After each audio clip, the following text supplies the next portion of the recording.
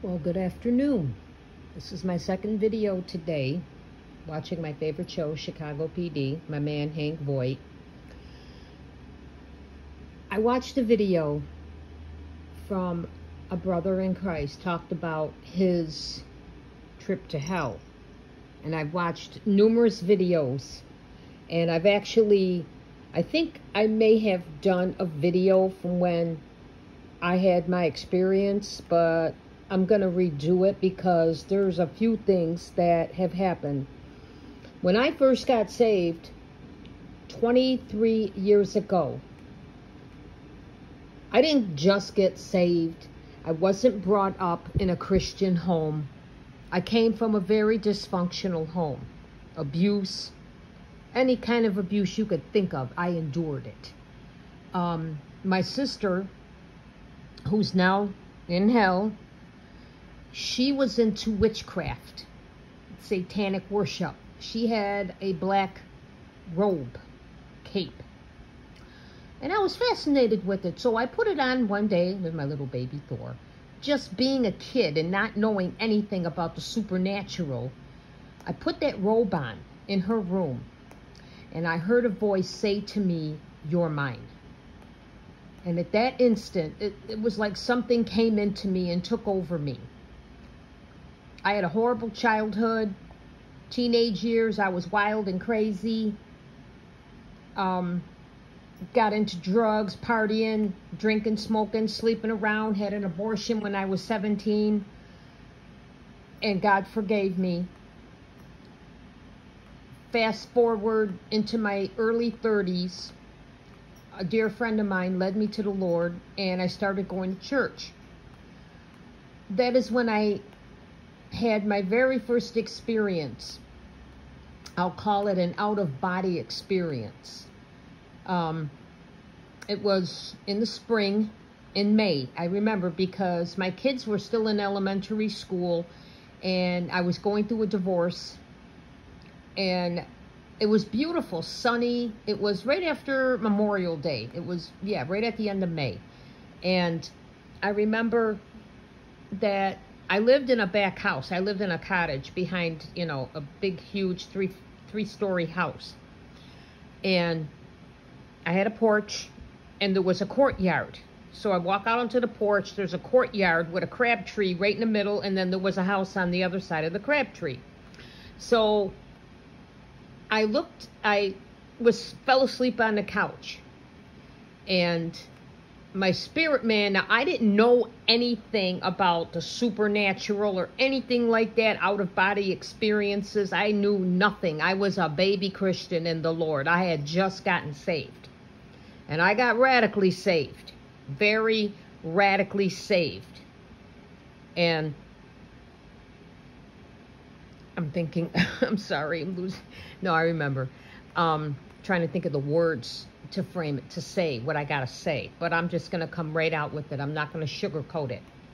I came out of my body. I was laying on the couch sleeping. My spirit got up out of my body, and I seen myself sleeping on the couch. And I walked into my kitchen, and I had two windows on my one friend's yard. And I walked over to the window, and I looked out, and all I could see were hundreds and hundreds of imps. They were at least 3 feet high. Black robes. You couldn't see nothing but black. And I'm like, oh man, what is this? And I walked past myself sleeping on the couch to the front door, and the front door opened up by itself. I walk out onto the porch, and I look over the railing up at the sky. And if you've ever seen a horror movie, it was something like out of a Stephen King movie. The sky was gray, and the clouds were racing very fast. And I looked down in the walkway. There was a walkway that went down to the front of, to the front of the house, to the street. And there's this man standing there in a black suit, all dressed in black, black tie, hair slicked back, black hair, looked very handsome. He said, "I play with fire, do you?" I said, "No, do you?" And he put out his hand, and a flame shot right up out of his hand. And at that very instant, I woke up. My heart was pounding out of my chest. My body was, I was trembling with fear. And I ran over to the window and I looked out the window and it's sunny, beautiful, nothing in the yard but grass. I go outside, I look up, nothing there. The sun is there, shining, a beautiful May afternoon. I got on the phone and I called my girlfriend, the one who led me to the Lord, and I told her about this vision, this, you know, what happened to me, this I now know as an out-of-body experience. And that's when she told me, you've had an out-of-body experience. And we prayed, and it took a while for me to calm down from that. Fast forward, I was praying with my spiritual mom.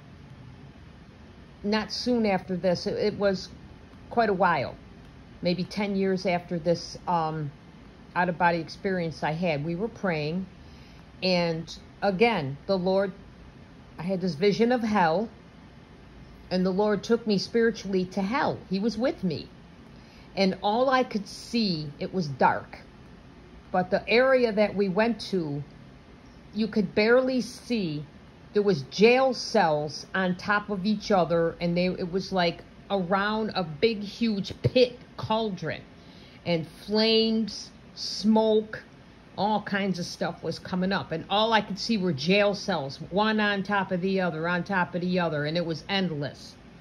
And we were praying, and these demons were trying to get at me, but they couldn't because they were chained up against a wall. And every time I would walk by one, Jesus would throw a metal plate at their mouth. I don't know if you've ever seen Beetlejuice, where Gina Davis called out Beetlejuice, and he would throw a metal plate at her mouth. That's what I saw, but there was no zipper on it. The metal plate that was thrown, they couldn't take it off because they were trying to get at me, and they were trying to say stuff to me, and Jesus would just throw it right at them. And for some reason, I ended up in a jail cell with the door wide open. And I saw myself sitting there, and he put his hand out to me. He said, I died on the cross for you, Nancy.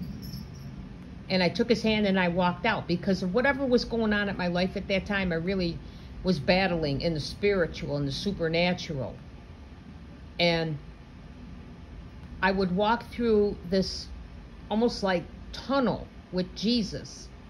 And all you could see were demons just chained up against the wall with metal plates over their mouths.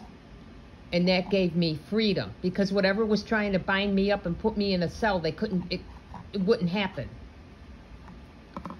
And I've had numerous dreams right after that of, I seen a cauldron, a big, huge cauldron at one time, and I was up on top looking down, and I was laying down so people wouldn't see me. So, hell is very real. The demons are real. The devil is real. We have to pray and stay close to Jesus in these last days, because he could come at any time.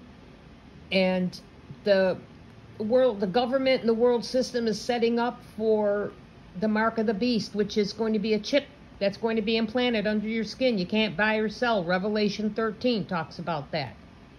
You got to have the chip. No man can buy or sell without that mark. And from what I read, Jared Kushner, former President Trump's son-in-law, has a building in Lower Manhattan. The address is 666, but I forgot the name of the street that it's on. They're manufacturing this chip. In fact, the Biden administration is highly involved with this, along with AI. That's coming about. So everything that's been prophesied 2,000 years ago is coming to pass right now in this day. This war with Israel and Hamas and Gaza, the hatred is biblical. So Jesus could show up at any time. Keep your oil lamps lit. Stay close to the Lord. Because believe me, that's what I'm doing. I'm trying to stay as close to him as I can, because I've been through a lot since the summer. I was in like I said in a previous video, I was in a backslidden state. I've been delivered and set free. And I'm thankful for what God has done for me and what he's going on to do for me. 2 weeks ago, right before I got sick, I've been sick since Halloween, a prophecy was given to me at a church that I went to by my spiritual mother. 2 days later, God blessed us, my husband and I, with a check, and our mortgage went down $445, and only God could do that. We got a $3,500 check back from our insurance our mortgage company. And I'm so thankful for what the Lord is doing in me, for me, and through me. And I pray that you out there that watch this video, if you're not saved, you need to get saved. You need to renounce the devil and all of his demons, because I'm going to tell you something, man. Demons are real, very real, and they're out for your life. And I'm going to end it with this. Right after I got saved, right after that out-of-body experience, I was sleeping in my bed one night. I felt a pair of hands around my feet and hands around my neck. And I couldn't move. There was nobody there. And I was able to move my head just a little bit. And I fumbled out, "Jesus, please help me." And as soon as I said Jesus, they let go of me. And I jumped out of the bed and I ran to the bathroom, and I was looking for handprints around my neck. I didn't see anything. I was looking for handprints around my feet. I didn't see anything. I was so scared and terrified that I was shaking beyond what I could even think. When I got up the next morning, after I put my kids on the bus for school, I looked again for handprints on my neck. There was nothing there. There was nothing on my feet. So just know you need to get right with God. If you're not right, you're going to get left behind. And believe me, I'm trying to get right with God. I'm trying to live my life every day for him. I've had to cut people off that are hanging around with false prophets. I've had to cut people off that are pimping God, saying in a church service, "Oh, well, if you put $25 in my hand, I'll give you a prophecy from the Lord." That's pimping God, and he don't like that. And I literally had to cut that person off. And they're, quote, claiming to be a prophet whom I believe is a false prophet. So a woman that I've known for as long as I've been saved, I love her dearly, but I had to cut her off because she's hanging around with two false prophets. So take it to the Lord. Be encouraged. I pray for every one of you. I will continue to pray until God calls us home. Keep your oil lamps lit. Stay close to the Lord.